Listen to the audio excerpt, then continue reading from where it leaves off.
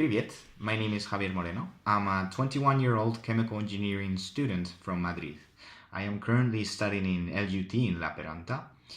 And the reason why I decided to make my ASIC volunteering exchange program was because, as a friend of mine was saying the other day, when you come into contact with people from a different country without living in this country, you start asking yourself questions about why they live the way they live and why they think the way they think. Why are they different to you?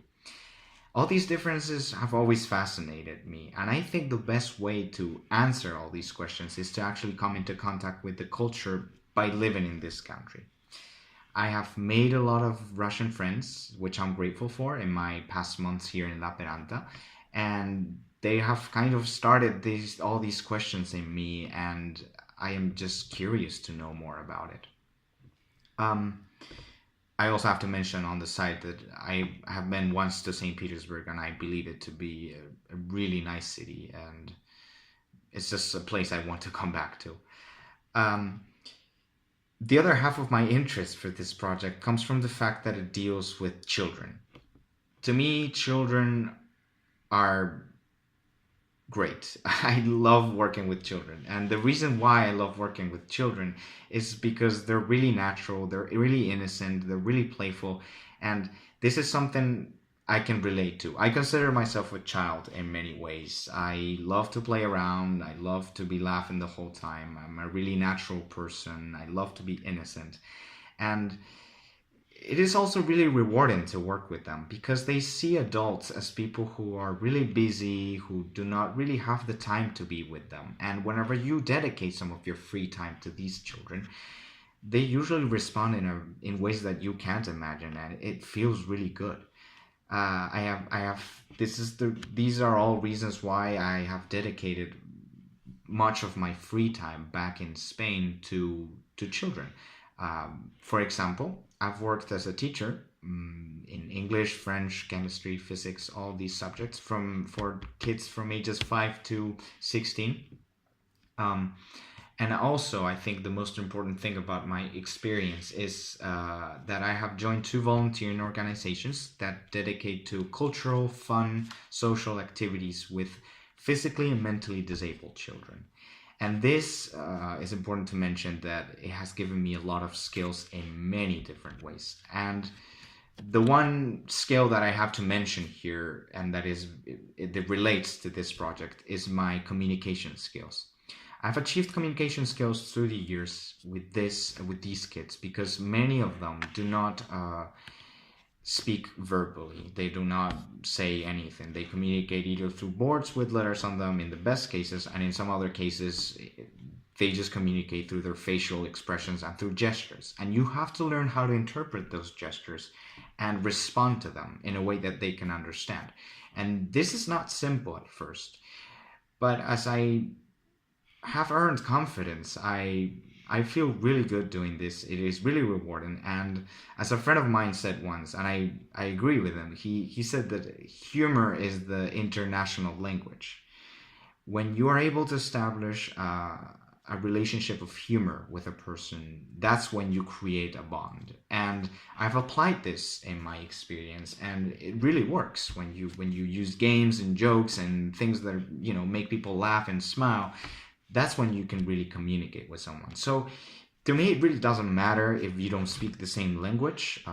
For example, I have also got to mention I was in Africa this summer, and in the place I was in Benin, dealing with water contamination issues. And a big part of this project was to teach children about sanitation and what they had to do and what they couldn't do. And these children did not speak French, so you had to learn new ways of communicating with them and expressing those things that you wanted to inform them about. And even though it wasn't simple, it was really rewarding because through humor, it was really easy to get to them, and they were really responsive. I don't know if there's a lot of difference with Western children or children in Africa to Russian children. doubt it, but at the same time, it's something that I'm curious about. I'm eager to know about this. I think it's something new for me and different.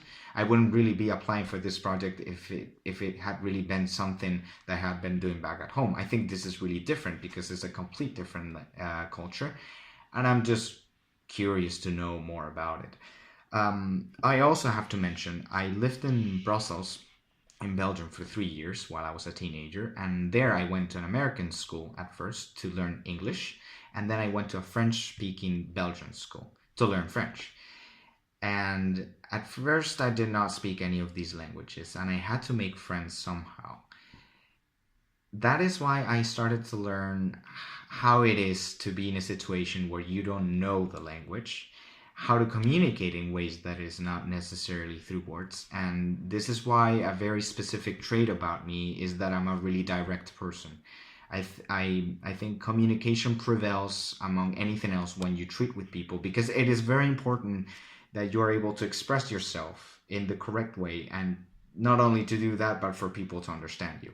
So yes, I am really confident trading with people who do not come from the same cultural background, or who do not have who do not speak the same language. As an activity to do with these children that comes to my mind, it really depends on their ages, it really depends on their background, but something that works pretty well, beside the basic techniques, basic games to introduce themselves and to play around to get to know each other. Beside those, a more complex thing that really works that has really worked from my experience is when you put them to work on something. You do kind of like a workshop where they can express themselves, they can make something with their own hands, they get focused and they use their imagination. I think it's very important that kids use their imagination, that we reinforce that, because at least from my experience with kids in Spain, they start losing it because they watch too much TV and play too many video games, and sometimes they kind of lose this very important thing that really defines a kid, which is imagination. So you put them to make something with their hands. For example, it can be a costume, and later you can do something with their costume. They put them on and you can do some kind of game, some kind of adventure, or some kind of play, even some theater play. And like this, they interact with one another, they interact with you, and they can really express themselves and use their imagination, and also learn how to communicate without really speaking. To end, I would like to say that I'm grateful for having this opportunity. I'm really curious, like I said. This is something that is new to me, but at the same time, I'm really confident. It's a challenge I'm willing to overcome, and I think I can bring a lot of new things to the table, and that I'm a capable person. I'm a person of the world, and that is something I feel identified with the ASIC motto. And I would just like to mention that I'm thankful for having this opportunity. So I hope hearing back from you. Пока-пока.